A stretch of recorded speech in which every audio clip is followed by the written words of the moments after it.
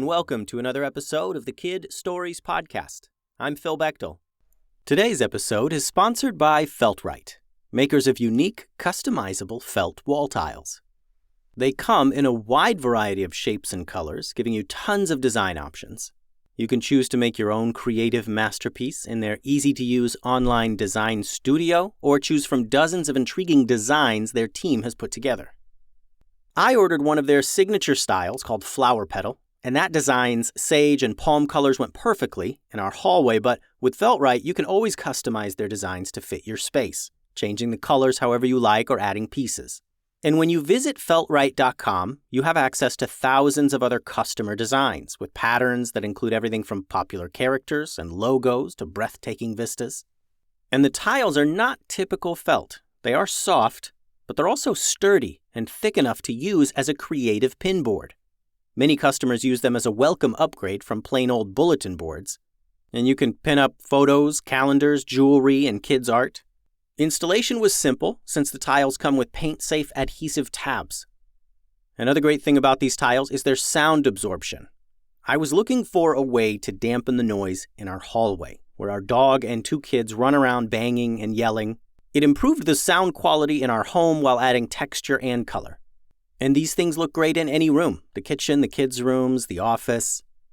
To try Feltrite wall tiles for yourself, click on the link in the show notes or visit Feltrite.com and start exploring the best designs for your home. Feltrite, functional wall art that transforms spaces in exciting ways.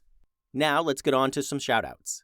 Happy birthday, Tejun! Tejun in Toronto turns 10 years old this month, and he's a big fan. I hope for your birthday you get a magical charm that lets you turn into a sandwich, and a ring that lets you turn invisible, and a necklace that lets you turn into a duck, and a big bucket of goofballs. Tejun, I think if you were a character in the story, you'd be a good guy cloud pirate who lives up in the clouds and battles other bad guy cloud pirates. Thanks for listening, Tejun. And Ellie from Portland, Oregon drew an awesome picture from the Howl at the Moon series. Ellie, I think if you were a character in the stories, you'd be a mist fairy that makes all the magical mist fairy artifacts in the hidden mist fairy cave. Thanks for listening, Ellie. Today's episode is titled Good Guy Pirates on Ice, Part 2. After discussing it and sharing ideas, the Good Guy Pirates decided that the best way for them to get onto the snow-covered island was to build a catapult right there on the deck of their ship and launch themselves there. "You finished those parachutes, Ben?" asked Alex. Ben was sitting on the deck of the ship, packing big parachutes into small backpacks. "Yeah, I'm packing them up now," said Ben. A bit later, Ben handed out the parachute backpacks and they all put one on. All except for Lucas. Alex was going to carry him since he was so young. "All right, we'll go first," said Alex. He strapped little Lucas to his body, like a little Lucas backpack in the front, with his actual parachute pack hung from his shoulders on his back. He sat in the bowl of the catapult with his arms around Lucas. "All right, on my mark, 3, 2... And before he finished his countdown, Ben activated the catapult and the 2 went flying up into the air. "What?" yelled out Alex as he sailed through the air with Lucas giggling excitedly. Ben and Julian watched as their brothers got smaller and smaller, and finally, once they were above the island, their parachute popped open, and they floated, out of sight, down into the trees. "Cool, it works," said Ben. Julian and Ben each launched themselves out of the pirate ship catapult and onto the snow-covered ice island. They all landed near each other and gathered to plan their next move. "All right, so what's next?" asked Alex. The Good Guy Pirates just kind of looked at each other then, waiting for someone to suggest a plan. "Did we just launch ourselves off of a pirate ship and onto a strange ice island without a plan?" asked Alex. "Yeah, I think that's what happened," said Julian. "Popsicle," said Lucas, and he reached out and cracked an icicle off of a nearby frozen bush. "All right, well, let's just walk around a bit, and maybe we'll find some clues as to what's going on here," said Julian.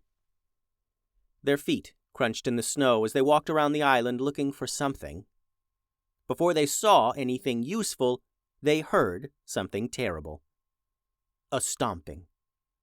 A loud stomping sound that shook the snow off the trees. It got louder and louder until a cluster of trees nearby were completely knocked down.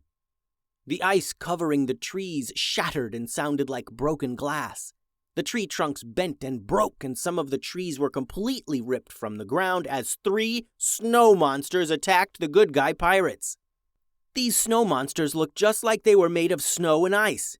They were 10 feet tall, and their arms and legs were covered in ice spikes, and their mouths were filled with sharp ice teeth.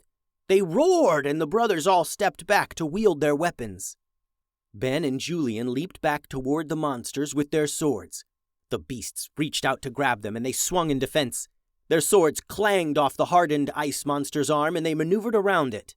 They hacked and chopped as the lumbering beast swung wildly. A few swings later, Ben and Julian had cut right through the beast's arm, and it fell to the ground like an ice log. But that didn't slow it down a bit. The other monsters crashed forward as well. Alex focused on chopping through the ice legs to try and trip it up. Lucas leaped up to one of the beast's heads, sat on its shoulders, and covered its eyes so it couldn't see. This made the ice monster pretty angry. It spun and whirled in all directions. The ice monster's hands smashed into tree trunks, and it stumbled off into the icy jungle, furiously freaking out. Soon, Alex, Julian, and Ben had chopped their ice monsters to bits, and the parts lay on the ground just like pieces of an awful snowman. They chased down the one Lucas was riding and did the same to it. They panted and caught their breath, their heavy breathing creating little clouds in front of them. "Well, that was weird," said Ben. "You know, it's probably some dark magic that created these ice beasts. If we find the source, we can maybe get to the bottom of all this." "Yeah, this is crazy," said Alex. "It's going to take forever to comb through these 3 frozen islands looking for some bad wizard or witch or whatever." "Yeah, we could just go right to that ice castle there," said Julian. The others followed his gaze and noticed, in the distance, an elaborate castle shining in the sunlight. It appeared to be made entirely of ice. "Whoa," said Alex. "Yeah, I guess we just make our way up there then."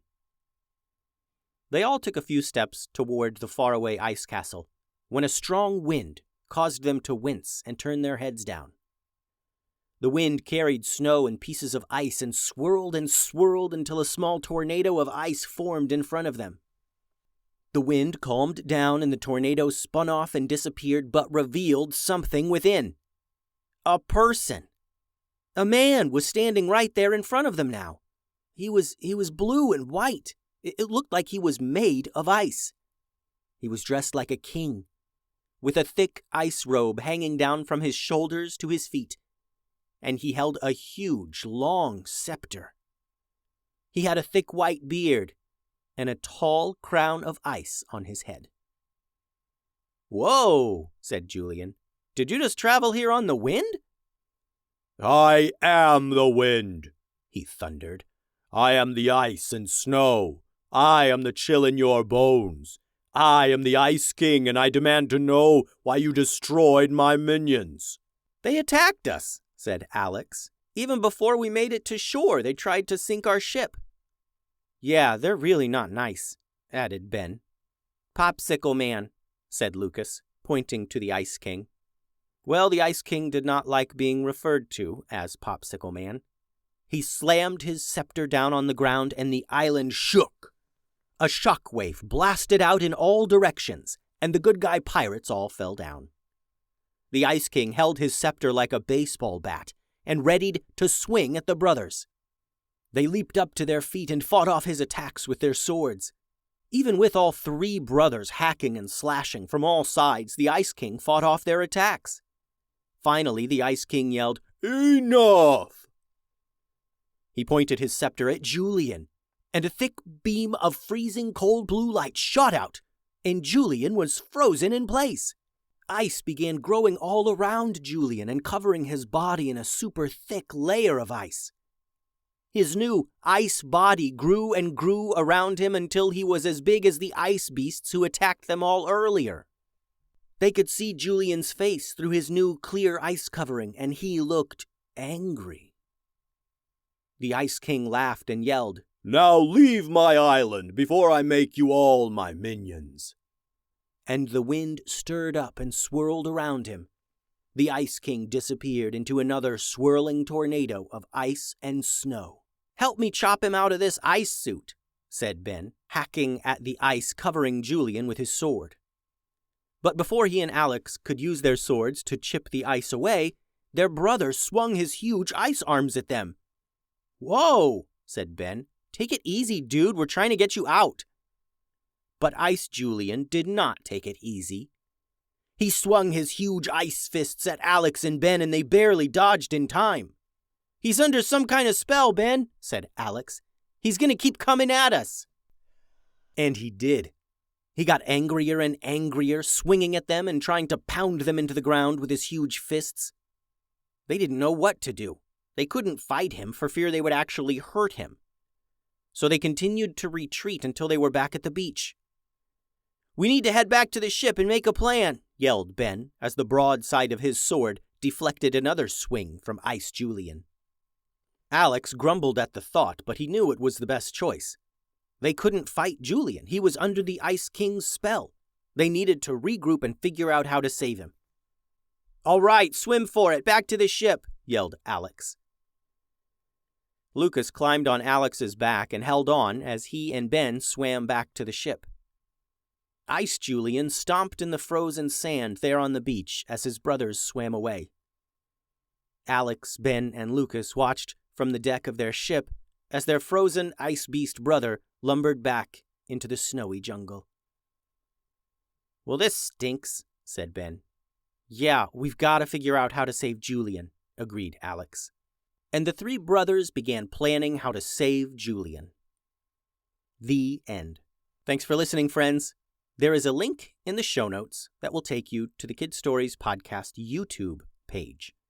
There are some great videos, including some short writing videos, so you can see my writing process and maybe start writing your own stories to share. Adios.